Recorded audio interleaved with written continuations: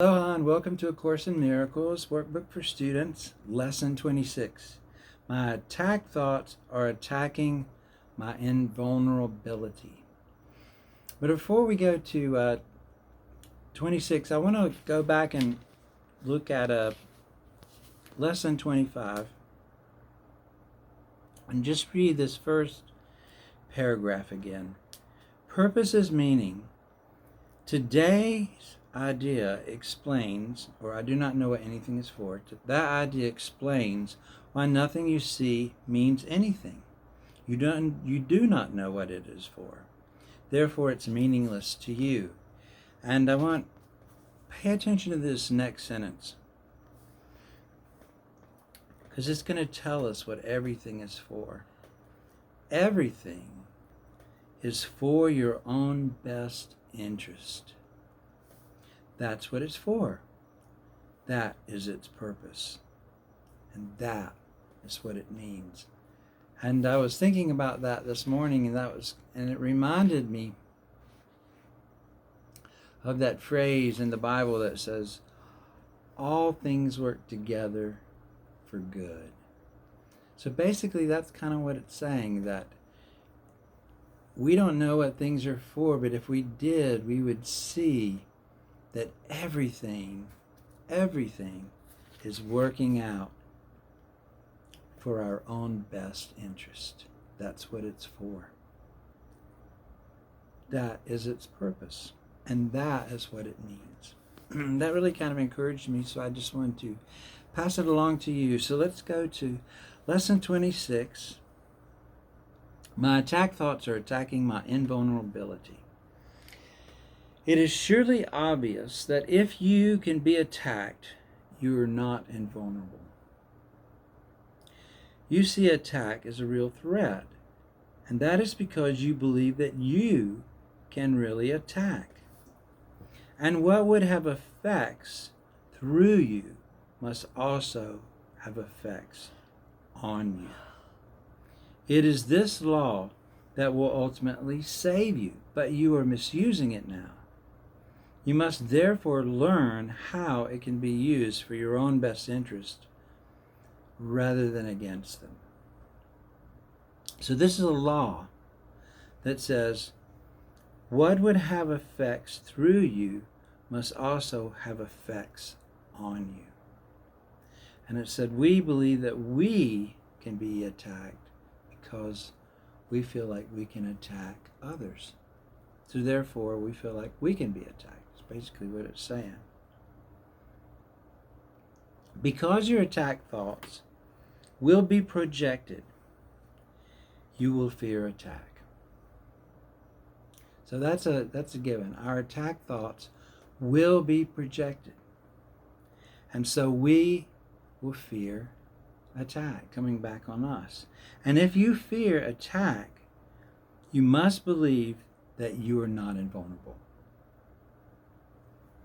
Attack thoughts therefore make you vulnerable in your own mind, which is where the attack thoughts are.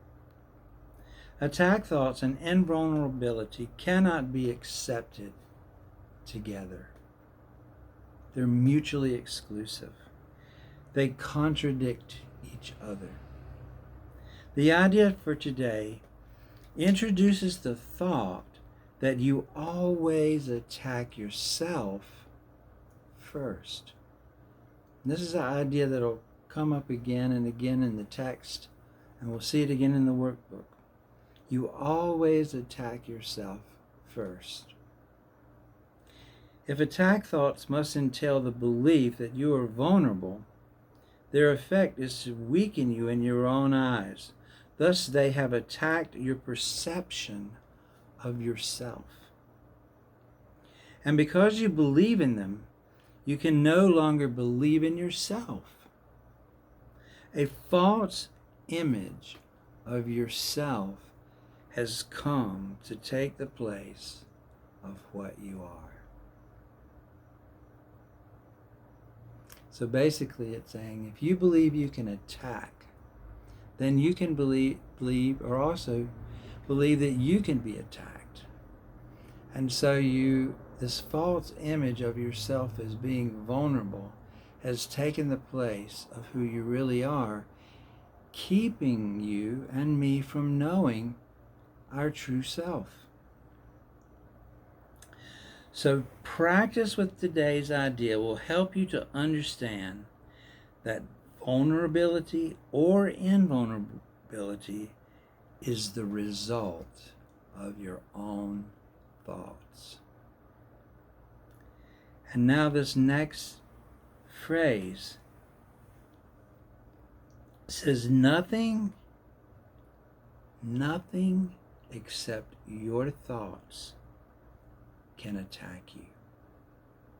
Nothing except your thoughts can make you think you are vulnerable. And nothing except your thoughts can prove to you that this is not so, that you're not vulnerable.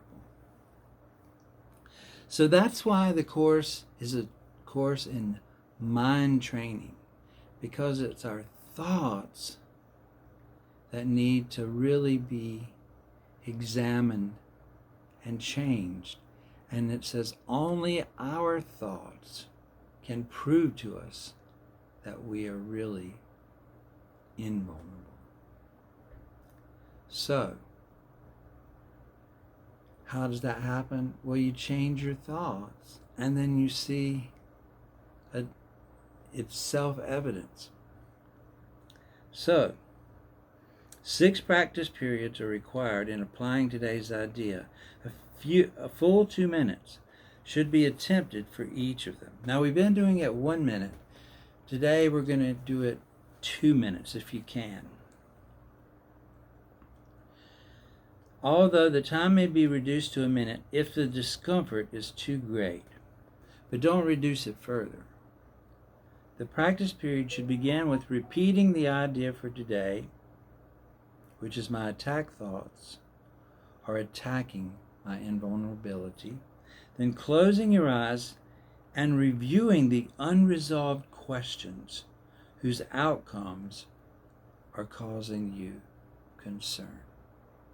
So you're going to close your eyes and you're going to review these unresolved questions in your mind whose outcomes are causing you concern. The concern may take the form of depression. The concern may take the form of worry or anger or a sense of imposition, fear, foreboding, or even just preoccupation.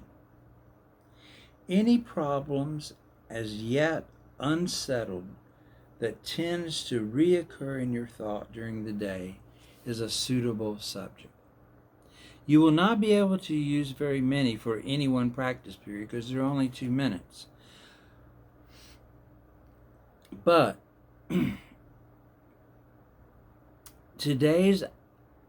because a longer time than usual should be spent with each one. So we're not going to jump from one to the other, but just kind of go through each question, unresolved question in your mind. And if you need to, spend the whole 2 minutes on just that one and then do the next one and the next time, because we're going to do it, practice several times today. 6 practice periods actually. And so whatever this thing is, you're going to name the situation. So you're going to say, I am concerned about, and name it. Give it a name. Then go over every possible outcome that has occurred to you in that connection and which has caused you concern, referring to each one quite specifically, saying, I am afraid that blank will happen. If you are doing the exercise properly, you should have some 5 or 6 distressing possibilities available for each situation that you use, and quite possibly more. It is much more helpful to cover a few situations thoroughly than to touch on a larger number. As you'll probably find some of them, especially those that occur to you toward the end, less acceptable to you, try, however, to treat them all alike to whatever extent that you can.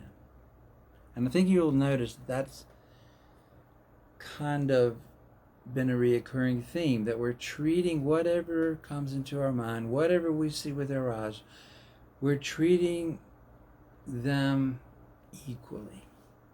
Like the first principle in A Course in Miracles is that there's no order of difficulty in miracles. They're all the same.